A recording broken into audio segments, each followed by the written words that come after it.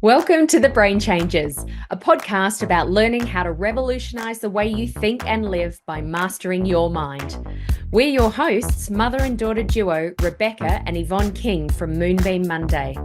Our goal is to empower you to live the life you choose by teaching you how to retrain your brain.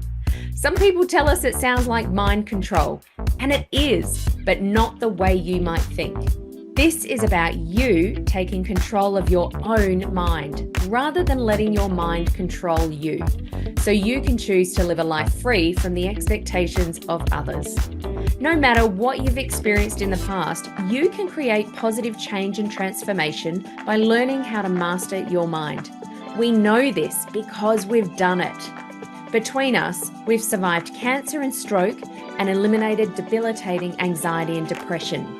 We've turned our pain into purpose through the power of our mind, and we're now here to support and guide you to do the same. In this podcast, we share valuable insights about how your brain works, why you think, say, and do the things you do, how to begin the process of change, and why it's necessary.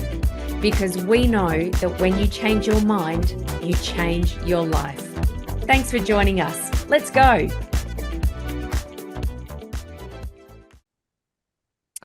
Well, welcome to episode number 2 of The Brain Changers. We are so happy to be here with you.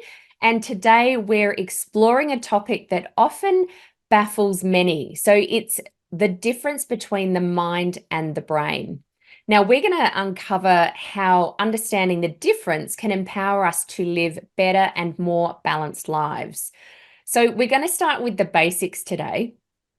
Now, many people use the terms mind and brain interchangeably, but they really are quite different. And Mum, how would you describe the brain?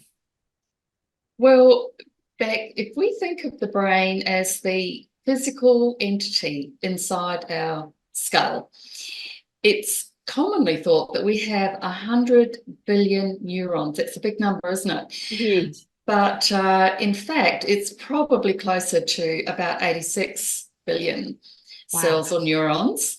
Neurons being the cells that transmit the information between our brain and other parts of the central nervous system. However, you look at it though, it's a huge number, and it helps to think of it this way. The latest estimates for the number of stars in our Milky Way are somewhere between 200 and 400 billion.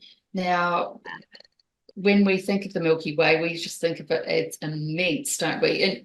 Incalculable in actual fact. So in comparison to the amount of neurons in the brain, it really is quite a lot smaller. Yeah. So then our brain is the physical structure that facilitates everything we do. You could liken it to a computer and the operating system that drives it. Yeah, okay. So that's a great analogy. So what you mean is that so we might be doing something in the foreground, but actually there's other things happening behind the scenes that we're not even aware of until we become aware. Yeah. That's right. Then we start thinking about the mind. Now, the mind is more like the software that runs the hardware. If you think of your computer again, you've got the hardware, but then you have to install software to run the programs that you want to run on your computer. Yeah. So it's the mind is not something that you can touch. It more refers to a mental faculty that manifests as our sense of perception. It's how we personally perceive things, how we personally think, our sensations, how we receive sensory information, the way we reason, and the memories that we build up over our lifetime. So it's very individual and personal to us. Yeah. Yeah, okay. And like you say, this manifestation of all of these things, it's very different for everyone. And that's the reason that we all have a different roadmap, if I can call it that. a roadmap of our world. And that explains why the perception of our memories of the same or similar events will be different for everyone. Exactly. And this is a concept that first triggered my interest in the brain and the way it works. I always used to puzzle me, actually. We can all see the same event. Maybe a good example of this is witnessing maybe a road accident. Mm-hmm. And then people are called to court to give an eyewitness account, and yet they can all be different. Their perception of what happened is different. So this is a concept that I always found very fascinating. And it's interesting because, it was once thought that the brain stopped developing after childhood. But thankfully, we now understand that the brain can change at any age. Yeah. But perhaps, Beck, you can explain for our listeners an overview of how it's possible for the brain to change. Yeah, absolutely. This is where things start to get really interesting, I think. It's due to a process called neuroplasticity. And in its simplest terms, neuroplasticity is the brain's ability to reorganize itself, both in structure and in function throughout our life. And that's based on our personal experiences. So going back to what you said, this is why we all have a different perception of things. So it's like your brain is constantly rewiring itself to adapt to new situations. And that's why we talk about learning how to rewire your brain or retrain your brain. And it does this by creating new neural pathways and losing those ones which are no longer used. So this is actually a process with a name. It's called neural pruning. I like that description, Beck. Now, for those of our listeners who are gardeners, I think that this will probably be an easy concept to understand. When we think of pruning the roses, for example, we know that a rose bush can survive without annual pruning, but it's going to become weak, poorly formed, and the fruit or its blooms won't be as abundant or as big and beautiful without that pruning. So it's going to look neglected and also be prone to pests and disease. So pruning removes all these dead and diseased canes, it triggers new buds, and new vigorous canes to form. So when this pruning happens, it strengthens the actual bush and improves it, doesn't it?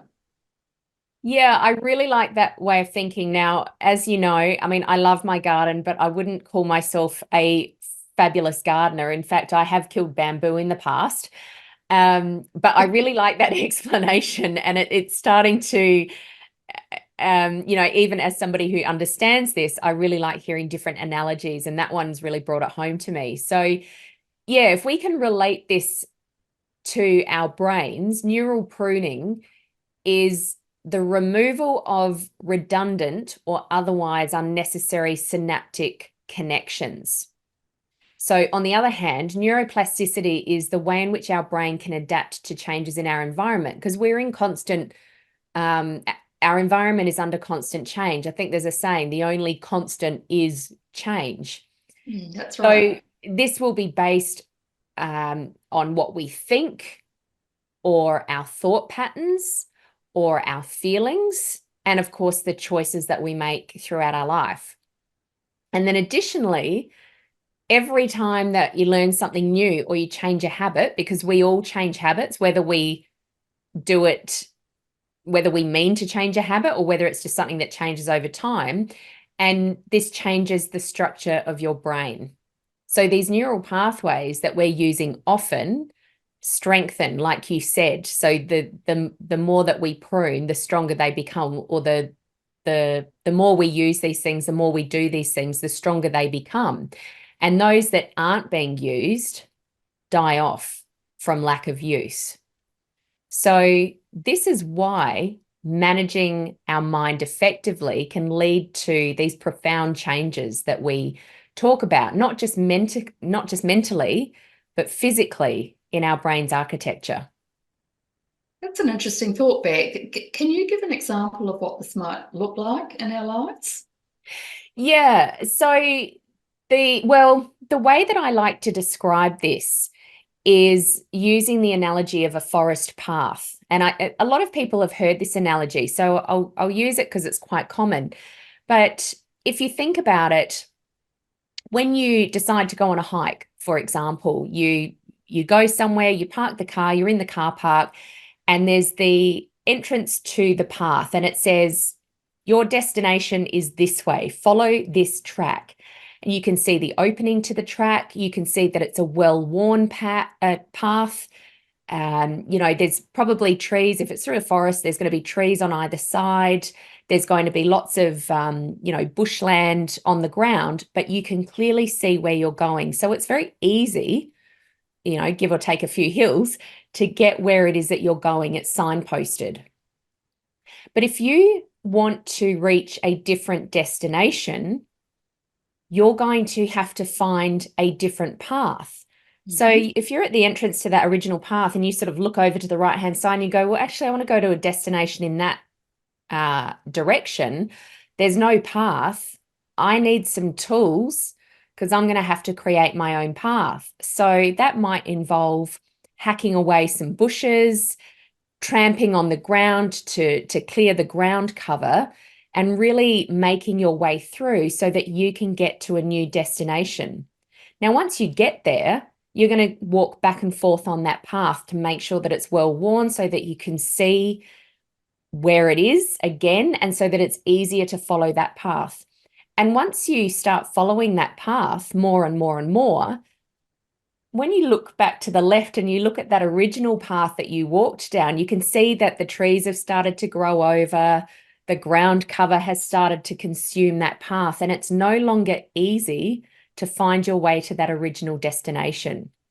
So this is the example that I love to give. So just as the brain can reorganize itself after a brain injury, such as an accident or a stroke, depending on the area of the brain that has been damaged, of course, our brains can also change through the creation of these new neural networks.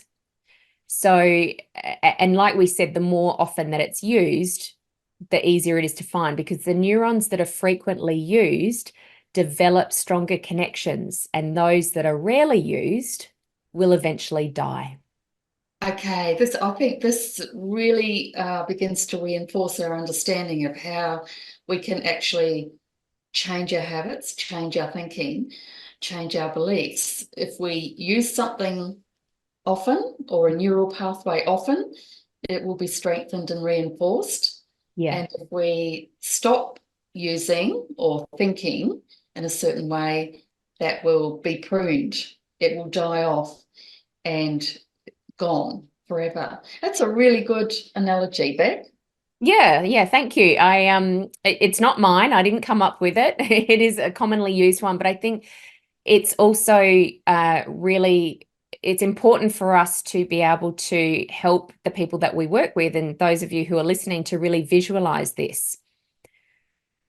So I want to give you an example of how this works. We're talking about the things that we say, the choices that we make, our feelings. So an example of this is perhaps negative thought processes. So we're all really familiar with that inner critic that we have. We've got, or some people call it that mean girl. Everybody's familiar with that movie. We've all got this these negative thought processes, things like, I'm not worthy, or I don't deserve this, or I'm not good enough. I'm sure everybody listening can relate to this in some way. Now, when those neurons are repeatedly fired, this belief becomes stronger. These are beliefs. I'm not worthy. I don't deserve this. I'm not good enough. So this belief becomes stronger the more we say it to ourselves. And if we make a conscious decision to replace this thought with, I'm okay, or I can do this, or I can learn to do this, I am good enough, eventually this neural pathway will strengthen, just like the rose bush, and it will replace our old ways of thinking. I've had a similar experience with that kind of thinking, and I noticed what you said there when you use those thoughts of "I'm not good enough" or "I can't do this." Like that, those neural pathways. The more we say it, the more reinforced that thought is going to become. Yeah. So, if we want to change our thinking, we've got to turn that around. And I had an experience, as I have said earlier in this podcast series, about coming face to face with a life-threatening disease. Now, there are two ways of handling it. You can either think the worst is going to happen, or you can turn that around and think of what outcome you would like to have. Reinforce that thought. And not allow yourself to think of the worst case scenario, but to keep reinforcing the best that you could hope for, and reinforce that daily so that it becomes your reality. I think you've quoted this often, Beck, Gandhi's saying that our thoughts become our reality, and our reality eventually becomes our legacy. Yeah. So what we think is very, very important. Yeah, absolutely. And there's so many ways that we can turn this around, which we're going to be sharing lots of this in future episodes, but it really brings a whole new level to that meaning, to that saying, mind over matter, doesn't it? It does, yes. Yeah. That's what we've learned today, isn't it? Now, we know now that the brain can adapt. We can always learn. Our brains are adaptable to change throughout our lifetime. And new learning and different environment can strengthen the synapses, which are the small gaps at the end of the neuron that allow the signal to pass from one neuron to the next. And this can happen by learning a new way to think or a new way to do something, but it's a continual reinforcement of this new habit. Yeah, and talking about habits, because I've got all these things flooding into my mind, because I'm sure people are sitting there going, well, hang on a second, I've got this habit. Is this what's happening? So, even a simple example of biting our nails, that is something that becomes a habit. We don't bite our nails for any particular reason. Like, there might be something that triggers it, that we're nervous or afraid, whatever the reason is, to begin with. And if we want to change that habit, we need to know what that root cause is.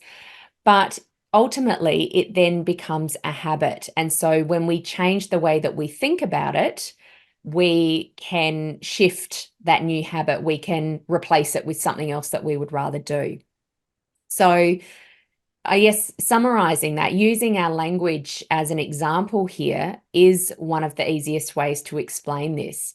And it's important to know, like you said, taking a bit of Gandhi's quote there, that our thoughts create our reality.